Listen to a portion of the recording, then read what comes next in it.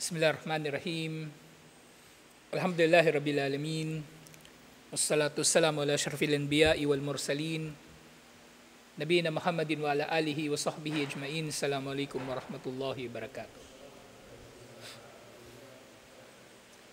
So inshallah, tafsir, pero nga nakatutok muna tayo doon sa Siratu Khulafa'ir Rashidin, talambuhay ng mga ginabayang khalifa. Natapos na natin yung tungkol kay Omar bin Khattab radhiyallahu anhu, at ngayon naman kay Uthman bin Affan radhiyallahu anhu. At dahil natatalakay din natin yung Al-Qiyamatus Sugra, nalalaman natin na hindi na nagiging, kumbaga, di naman sa sinasabi natin pangit yung mga nangyari lahat ng panahon ni Uthman, kasi marami pa rin futuhat nung panahon ni Uthman bin Affan radhiyallahu anhu. Marami pa rin silang nasakop. At syempre, maraming mga mabubuting bagay na nangyari sa khilafa ni Uthman. Pero hindi na ito katulad ng khilafa ni na Abu Bakar at Omar. Kasi yun nga, doon sa hadith na tinatalakay natin, namatay na ang pinto. Nawala na ang pinto sa pagitan ng mga Muslim at ng fitna na umaalon na katulad ng alon ng dagat. At yun ay si Omar bin Khattab radhiyallahu anhu. So, sa kamatayan ni Omar, pababa na ng pababa ang kalagayan ng ummah. Liban na lamang sa ilang mga piling panahon ay dumarating ang mga mujaddidin, ang mga mujaddid na nagpapanibagong muli sa takbo ng ummah at nailalagay ang mga Muslim muli sa marangal na kalagayan. Pero syempre, sa panahon natin ngayon, dahil malapit na tayo sa araw ng paghuhukom, asahan na natin na talagang mahirap na ang kalagayan ng mga Muslim. Hindi na natin maibabalik yung kalagayan ng mga Muslim katulad ng panahon ng mga ginabayang khalifa. Pero magandang mapag-aralan ng kanilang mga buhay at kanilang katauhan upang ating maging modelo, insyaallah. So dito, faqad jadda bina al-masiru hatta wasalna ila rajuli thalithi fil islami ba'da rasulillahi sallallahu alaihi wasallam. So nga, nakarating na tayo doon sa pagtalakay sa ikatlong pinakamahalagang tao sa Islam. At ang Islam na tinutukoy dito, yung Islam na mensahe ni Propeta Muhammad sallallahu alaihi wasallam. Kasi maaari mga hulugan ng Islam ng iba't ibang kahulugan. Islam na relihiyon ng mga propeta, lahat-lahat mula kay Adan. At syempre, balikan natin yun, Islam na relihiyon ng lahat ng mga propeta mula kay Adan hanggang kay Propeta Muhammad sallallahu alaihi wasallam. Ibig sabihin, Islam na taliwas sa shirk. Islam na taliwas sa shirk. At syempre, pangalawang kahulugan ng Islam, at ito yung tinutukoy dito, Islam na mensahe ni Propeta Muhammad sallallahu alaihi wasallam. Ng taliwas ng Islam na ito, yung jahiliya. Yung panahon bago, isinugo si Propeta Muhammad sallallahu alaihi wasallam. So sa umma na ito, si Uthman bin Affan radhiyallahu anhu ang pangatlo sa pinakamainam pagkatapos ni Propeta Muhammad sallallahu alaihi wasallam. Nauna lang sa kanya si Abu Bakar at si Omar radhiyallahu anhuma. Na dadako na nga tayo ila misbahin min masabihil huda. Si Uthman bin Affan radhiyallahu anhu na isa sa mga ilaw, nakabilang sa mga ilaw ng gabay. Ilal hayyil karim, ang mahiyain at kumbaga marangal. Sahibul muru'ati wasyaraf. Si Uthman bin Affan radhiyallahu anhu na kagalang-galang at kumbaga kapita-pitagan. At ito na nga, walang iba kundi si Uthman bin Affan radhiyallahu anhu. So, si Uthman bin Affan radhiyallahu anhu, bukod sa kanyang pangalang Uthman, ito talaga yung pangalan niyang totoo. Yung tatay niya si Uthman, yung tatay niya si Affan, namatay yun ng maaga. At yung nanay niya, nag-asawang muli. At ang nanay niya, yung napangasawa nito, ay si Uqba bin Abi Mu'ayt. Naalala niyo si Uqba? Yung sumakal kay Propeta Muhammad sallallahu alaihi wasallam. Stepfather yon ni Uthman radiyallahu anhu. Stepfather yon ni Uthman.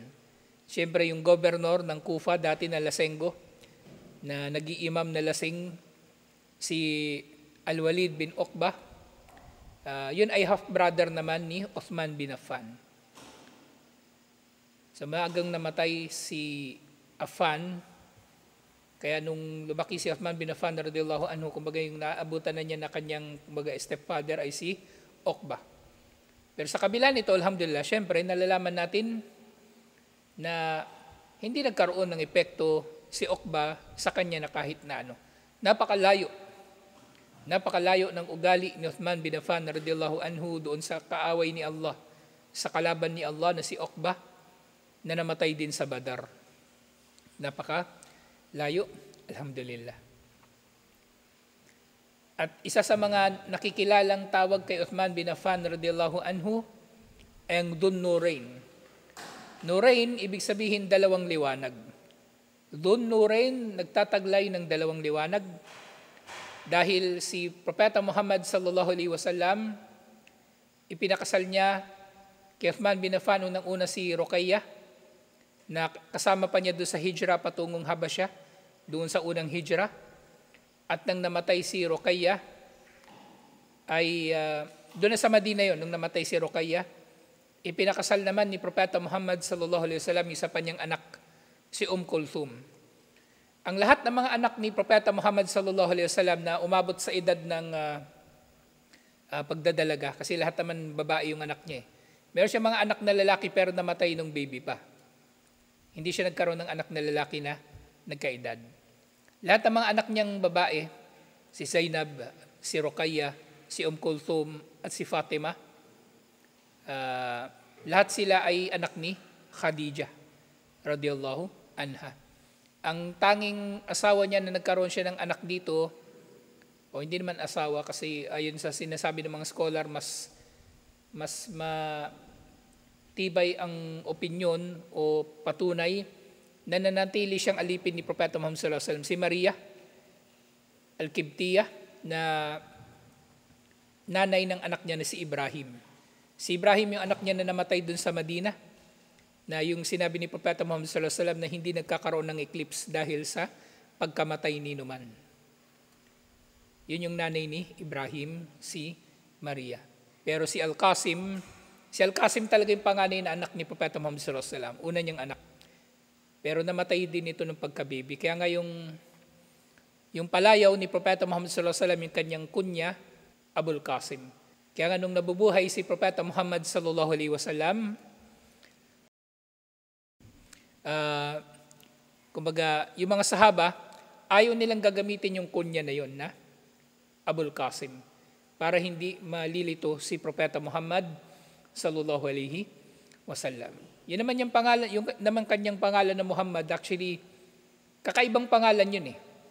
Bihira na nagkaroon ng tao ng panahon niya na nagkaroon ng pangalan na Muhammad. Actually, siya yung kauna-unahan na naitala sa Quraysh na nagkaroon ng pangalang Muhammad. Yung sumunod na sahaba na Muhammad ang pangalan, si Muhammad bin Maslama, ang pagitan nila 20 years, ang pagitan nila. So, nung sinilang yung si Muhammad bin Maslama, hindi pa propeta si Propeta Muhammad sallallahu alaihi wasallam. Tapos syempre yung mga sahaba, pinangalanan na rin nilang Muhammad ang kanilang mga anak, si Muhammad bin Abi Bakar, si Muhammad bin Ali, si Muhammad bin Amr bin Al-As at iba pang mga Muhammad. Pero bihira yung pangalang Muhammad nung panahon ni Propeta Muhammad sallallahu alaihi wasallam. Pero ngayon, mashallah, Muhammad ang pinaka-common na pangalan, mashallah. Ngayon si Uthman bin Affan radiyallahu anhu, ang kanyang tatay nga ay si Affan. Huwa Uthman bin Affan bin Abil As. Yung kanyang lolo, ang pangalan ay si Abul As bin Umayyah. Al-Qurashi, Al-Umawi. So siya ay kabilang sa tribo ng Quraysh sa angkan ng Umawiya. Ang Umawiya actually Di ba sila yung mga naging khalifa mula sa panahon ni Muawiyah hanggang sa kahuli-hulihan nilang khalifa si Abdurrahman, tapos nag-aklas yung mga Abbasiyya at sila na yung mga naging khalifa. Ang pangalang Umayyah ay nanggaling dun sa kanilang lolo, si Umayyah. Si Umayyah. Kaya tinatawag silang Umayyah. Sinabi ni Ibnul Jawzi rahimahullah, wa'alam anna Uthman mimman taqaddama islamahu qabla an yadkhulu Rasulullah sallallahu alaihi wasallam Darul Arqam. Dapat ninyong malaman na si Uthman bin Affan radhiyallahu anhu ang kabilang sa mga naunang mga Muslim, kauna-unahan ng mga nag-Muslim, bago pa man kinuha ni Propeta Muhammad sallallahu alaihi wasallam ang Darul Arqam bilang Islamic Center o bilang lugar ng kanilang pagtitipon. At actually kahit doon sa Omar series, kung naalala ninyo doon sa Omar series, doon sa episode 1, may eksena doon na nasalubong ni Abu Bakar sina Abu Jahal. Niyayaya siya na sumama sa Darun Nadwa, pero tumanggi na siyang sumama. Meron siyang pupuntahan. Pero nang nasalubong siya ni Uthman, kinausap niya talaga si Uthman. Parang na-post ko yung picture nung nakaraan, last month yata. Kinausap niya si Uthman. At si Uthman, kabilang siya talaga sa mga kauna-unahan na mga nag-Muslim. Araw lang mula nang naging propeta si Propeta Muhammad sallallahu alaihi wasallam, nag-Muslim na si Uthman radhiyallahu anhu. At noong mga panahon na yon, kumbaga pili lang talaga yung kanilang dinadakwahan. Pili lang. Yung mga mapagkakatiwalaan nila. Nasa totoo niyan, ngayon, sa panahon natin ngayon, pwede nga gawin natin yun eh. Yung hindi yung magdadakwa tayo ng kung sino-sino lang. Sapat na maparating natin ng Islam, tungkol sa Islam, sa lahat.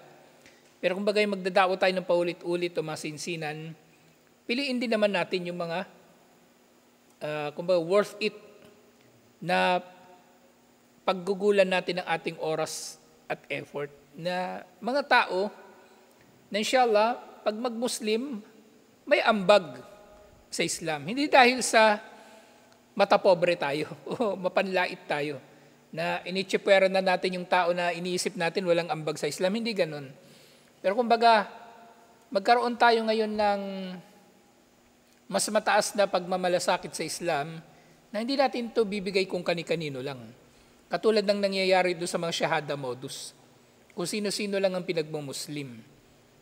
At hindi nga naman tama.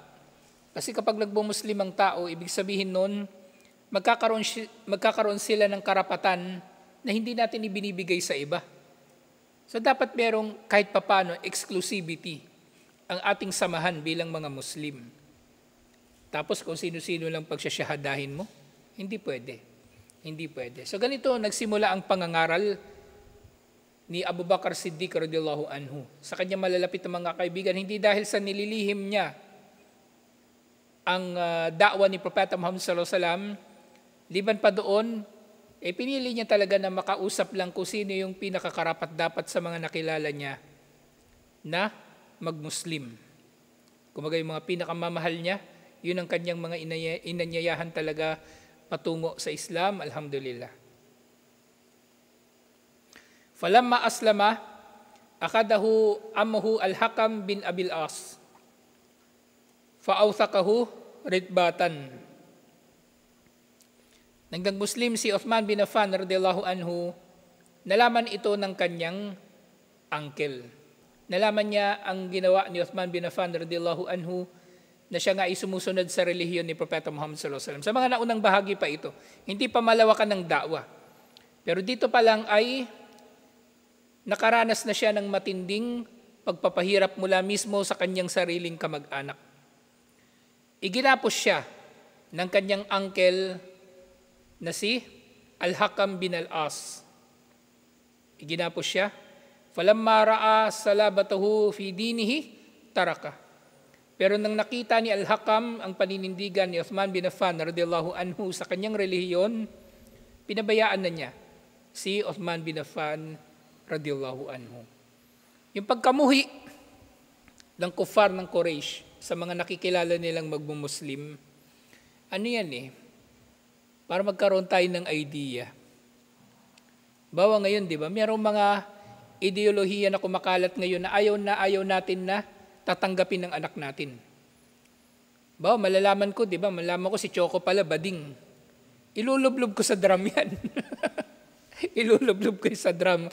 Okay, bibitin ko pati warik. Kumbaga naisip ko lang yan, bibitin ko pati warik, pauusukan ko hanggang sa hindi na siya bading. Dahil sa pagkamuhi natin sa kabadingan, di ba? Ganon din sila sa Quraysh. Ganon din sila. Yung makita nila yung kanilang mga kababayan na tumatanggi sa kanilang mga Diyos-Diyosan, at merong kakaibang relihiyon, may kakaibang paniniwala, ganun din sila. Yung pagkamuhi nila, wala kasi akong maisip na ibang sample eh. Ganun sila mamuhi sa mga Muslim. Kasi baka isipin nyo, bakit ganun naman sila mag-react laban sa mga Muslim? Kahit si Uthman bin Affan, mayaman na nga ito, di ba? Pero inaapi pa rin. Ito ang dahilan. Kahit gano'n kakayaman, kung galit sa iyo mga kamag-anak mo, tatablahin ka pa rin ng mga kamag-anak mo. Wala kang magagawa. At sinasabi, wahajara ila daril habashati al-hijratain wa ma'ahu fiha Ruqayya bint Rasulullah. Doon sa kanyang hijra patungong Habasya ay kasama niya ang kanyang asawa na si Ruqayya na anak ni Propeta Muhammad sallallahu alaihi wasallam. So doon pala sa mga anak ni Propeta Muhammad sallallahu alaihi wasallam, may dagdag ko lang. Di ba lahat ng mga anak niya na umabot sa edad ng pagdadalaga? Lahat yun namatay bago namatay si Propeta Muhammad sallallahu alaihi wasallam. Si Zainab, si Ruqayya, si Kulthum, at si Fatima lang ang natira na buhay nang namatay si Propeta Muhammad sallallahu alaihi wasallam. Pero after 6 months ng kamatayan ni Propeta Muhammad sallallahu alaihi wasallam, namatay din si Fatima. Namatay din si Fatima. So si Uthman, napangasawa niya si Ruqayya actually bago pa naging propeta si Propeta Muhammad sallallahu alaihi wasallam. Hindi pa propeta si Propeta Muhammad sallallahu alaihi wasallam, napangasawa na niya si Ruqayya. At si Ruqayya namatay siya doon na sa labanan, yung panahon ng labanan sa Badar. Kaya si Uthman hindi siya nakadalo sa Badar. Dahil binabantayan niya yung asawa niya na may sakit pero yun nga namatay. At inasikaso din ni Uthman bin Affan radhiyallahu anhu ang janaza ng kanyang asawa ng araw na yun ng labanan sa Badar. Pero syempre, nangyari yun sa pahintulot ni Propeta Muhammad sallallahu alaihi wasallam. At yun nga nang namatay si Ruqayya, napangasawa naman niya si Kulthum doon din syempre sa Madina. At namatay naman si Kulthum. Si Ruqayya namatay sa taon ng Badar. Si Kulthum namatay sa 9 na taon pagkatapos ng Hijra. Wala yu'rafu ahadun tazawwaja bintay ghayrihi. Walidha summiya Dunnurain. So wala raw sino man ang nakikilala na napangasawa niya ang 2 anak ni Propeta Muhammad sallallahu alaihi wasallam, liban na lang sa kanya. Kaya nga siya ay tinatawag din bilang Dunnurain. Alhamdulillah.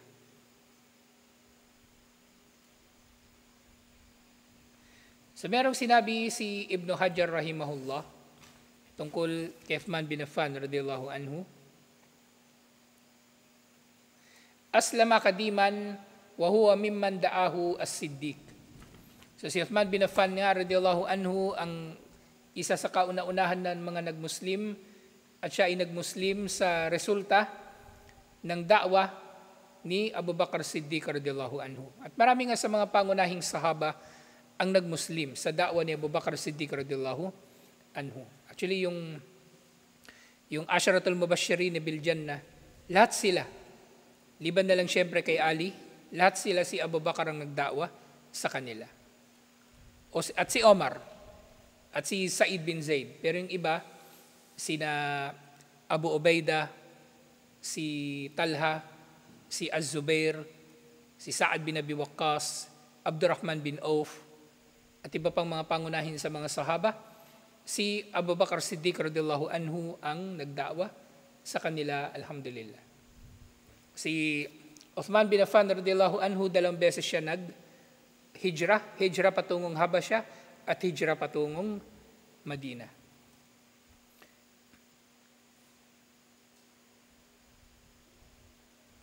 Sa sumunod na nababanggit, yung tazawaja Ruqayya bint Rasulullah qabla an nubuwah wa matat indahu fil layali ghazwati Badr. So yung tungkol doon sa pag-aasawa niya, so napangasawa nga niya si Ruqayya bago pa naging propeta si Propeta Muhammad sallallahu alaihi wasallam.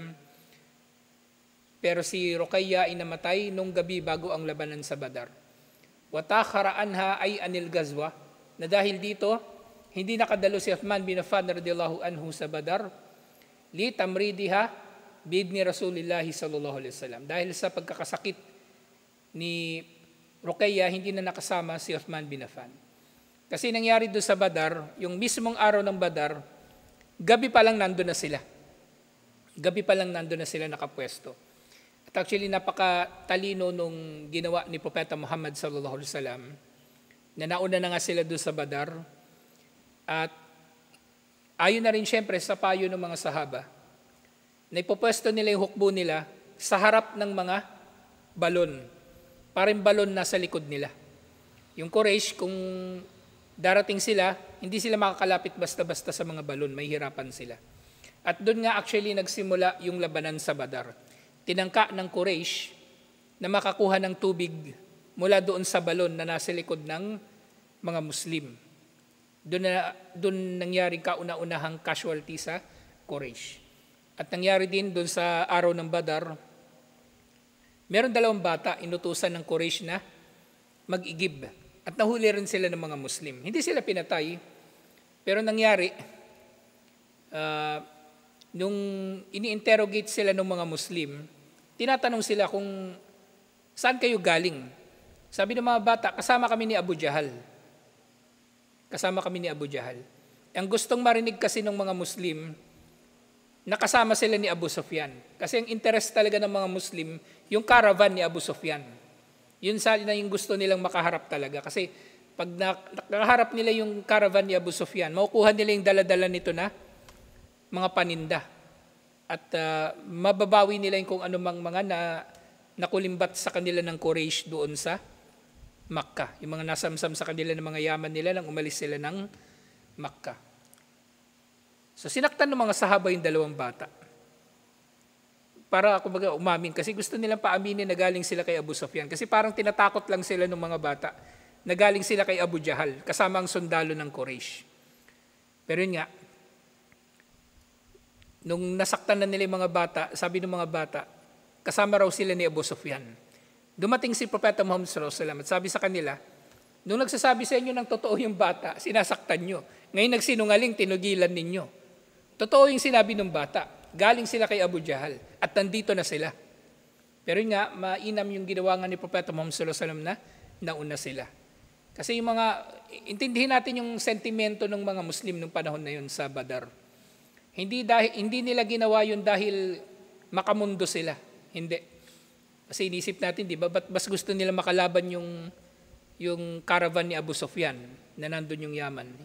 Hindi sa pagiging makamundo. Kumbaga, ang yaman na makukuha nila mula sa caravan ni Abu Sufyan, gagamitin lang din naman nila sa jihad. Pero may ibang itinakda si Allah.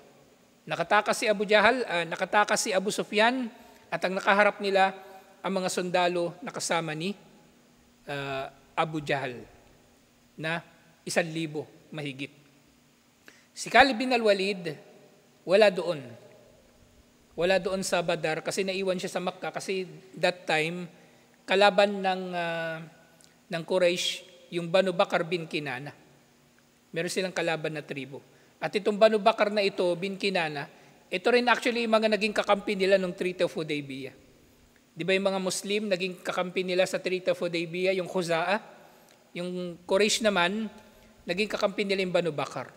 At nasira ang Hudaybiyah dahil sinalakay ng Banu Bakr ang Khuza'a gamit ang armas na sinupply ng Quraysh. Kaya nasira yung Hudaybiyah. So doon sa labanan nga sa Badar, yung nga, gabi pa lang, kumbaga naghihingalo na si Ruqayyah, hindi na talaga nakasama si Uthman at hindi na siya humabol doon. At pinahintulutan siya ni Propeta Muhammad sallallahu alaihi wasallam na manatili doon. Fadaraba lahu bisahmihi ajrahu. Pero kahit hindi nakasama si Uthman bin Affan radhiyallahu anhu, binigay kay Uthman bin Affan yung kanyang parte sa ganima. Binigay pa rin sa kanya na para bang naroon siya. Siyempre may authority naman doon si Propeta Muhammad sallallahu alaihi wasallam.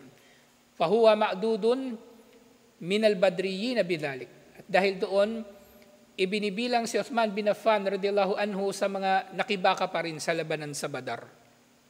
Nakibaka pa rin sa labanan sa Badar. Na naalala ko na naman yung aya, yung aya na bi'asani ma kanu yaf'alun, na si Allah subhanahu wa ta'ala gagantimpalaan niya yung mga mananampalataya ayon sa kung ano yung pinakamainam nilang nagawa. Na paliwanag dito ng mga scholar, kung meron tayong ginawang sala, yung mga sala natin, di ba? Iba-iba naman yung pagkaka-perform natin ng sala. Yung iba, malaki yung reward kasi time-time talaga tayo. Yung iba, lumilipad yung isip natin. Pero dahil sa pagmamahal sa atin ni Allah at sa kanyang habag, maaaring gagawin niya na lahat ng sala natin, gagawin niya na pare-parehong matataas yung reward. Yun ang isang ibig sabihin nun. At maaaring mangangahulugan din yun, sabi ng mga scholar, meron kang hindi nagawa. Pero dahil alam ni Allah na kung halimbawang may kakayanan ka na gawin yun, igagawin mo nga talaga, bibigyan ka pa rin niya ng reward. So kung si Propeta Muhammad sallallahu alaihi wasallam, nagawa niya ito kay Uthman bin Affan radhiyallahu anhu, sa kabila ng hindi niya physically pagkakadalo doon sa Badar, paano pa kaya si Allah na siyang may control sa lahat ng gantimpala? So nasingit ko lang itong usapin na ito kasi ganito yung logic dito. Kung paanong si Uthman ay ibinibilang pa rin sa mga lumaban sa Badar kahit wala naman siya doon talaga. Kasi naroon talaga siya sa kanyang intensyon na sumama sa Badar pero napigilan lang siya ng matinding pangyayari. At yun nga, nung nandun siya sa Madina, waja al-Bashiru binasri al-Muslimina yawma dafanuha bil Madina.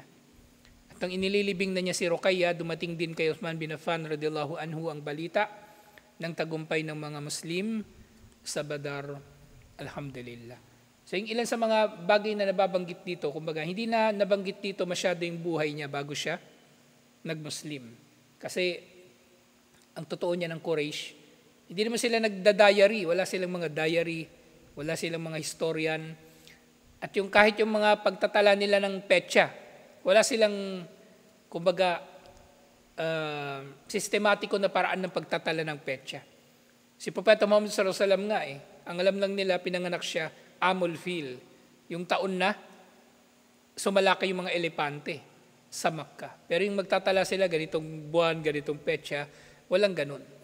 Kaya nga, dudang-duda talaga ako doon sa mga nagsa-celebrate ng birthday ni Propeta Muhammad sallallahu alaihi wasallam.